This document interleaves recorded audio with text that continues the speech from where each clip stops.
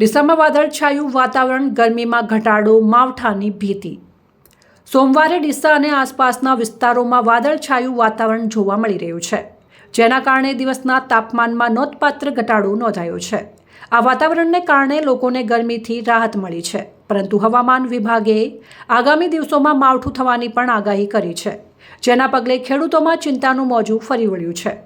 વાદળછાયા વાતાવરણના કારણે દિવસ દરમિયાન સૂર્યપ્રકાશ ઝાંખો રહેતા ગરમીનું પ્રમાણ ઘટ્યું છે।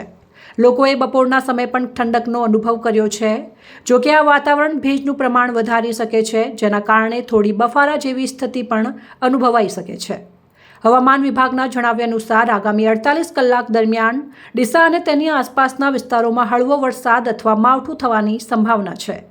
આગાહીને પગલે ખેડૂતોમાં ચિંતા વધી ગઈ છે, કારણ કે હાલમાં ખેતરોમાં ઊભો પાક તૈયાર થવાના આરે છે અને માવઠું થવાથી પાકને નુકસાન થઈ શકે છે। ખાસ કરીને ઘઉં અને જીરાના પાકને માવઠાથી મોટું નુકસાન થવાની ભીતિ સેવાઈ રહી છે। ખેતીવાડી નિષ્ણાંતો ખેડૂતોને સલાહ આપી રહ્યા છે કે તેઓ પોતાના પાકની સુરક્ષા માટે યોગ્ય પગલાં લે। જો શક્ય હોય તો તૈયાર પાકને કાપીને સુરક્ષિત જગ્યાએ ખસેડવાની વ્યવસ્થા કરવી જોઈએ। આ ઉપરાંત માવઠાની આગાહીને ધ્યાનમાં રાખીને ખેતીકામ પણ વિચારીને કરવું જોઈએ। હવામાન વિભાગ દ્વારા પરિસ્થિતિ પર સતત નજર રાખવામાં આવી રહી છે અને આગામી સમયમાં વધુ માહિતી આપવામાં આવશે।